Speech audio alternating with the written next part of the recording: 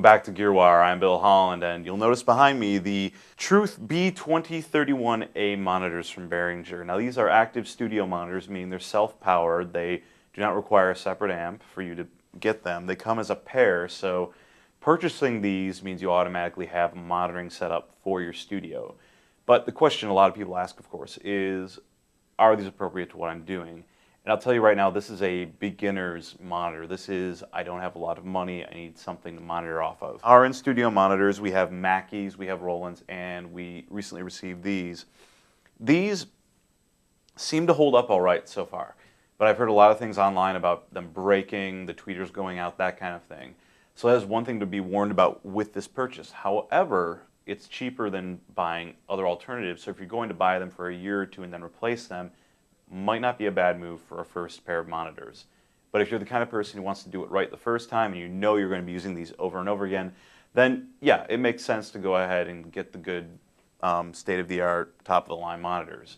But let's take a look at the specs on these. I'll walk you through those real quick and give you a rough idea of what you're looking at when you're buying one of these. So as I said before, these are two-way monitors. They're bi-amplified, which means you have a 75 watt and a 35 watt amp, each powering a separate tweeter and woofer. So there's a separate signal going to each. And what that's going to do, there's a limiter hooked up to both of these, and it will separate frequencies so that you're getting the optimal flat frequency response from the treble, and you will be getting the optimal bass frequencies from the woofer. And again, it's bi-amped, so you're having both of these controlled separately by their own amp. Behringer has also laid claims to a sweet spot technology called waveguide that supposedly creates a better sweet spot than most monitors. Now, one thing to keep in mind when reading things like that is that every company has their own patented technology that they like to throw around. So I don't know what the specific difference is. All I know is that they still sound good. We have played them with Logic and we've played some music on them and they sound fine. I think it's more of an issue of will these hold up over time. Now I'm sure that if you're buying this on your favorite e-commerce site or guitar store, you're going to be in the building and you're going to say, well, okay, I don't know what a Linkwitz-Riley filter is. I don't know what that does, and I don't even know what an active crossover network is. Let me explain this pretty quickly. Basically, here's your speaker, right? See that? Okay.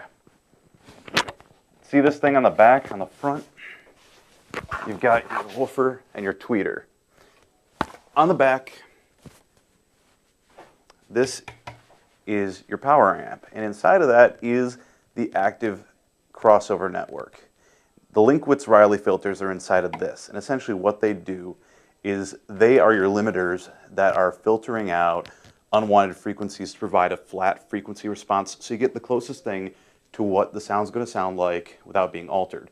One thing to note is that on most commercial systems, they're actually sweetened to improve the sound, to make sound the best it possibly can. And frankly, in your studio monitor, you don't want that. You want it to sound flat so that you make it sound as good as it possibly can at the source. And frankly, what are you doing monitoring off your Pioneer system you bought when you were in high school anyway? One thing to note as I'm holding this is that if you're going to ask Grandma for these for Christmas, better go with it or pick them up because they're pretty heavy. We actually have recordings by The Roots and by Shiny Toy Guns here, actual mix sessions, and they sound really good coming out of Logic. If you want to test that out for yourself with the monitors, if you have Logic 8, you can open those projects and go back and look at it. For the moment, let's take a look at the back of this thing and see what other features come with it.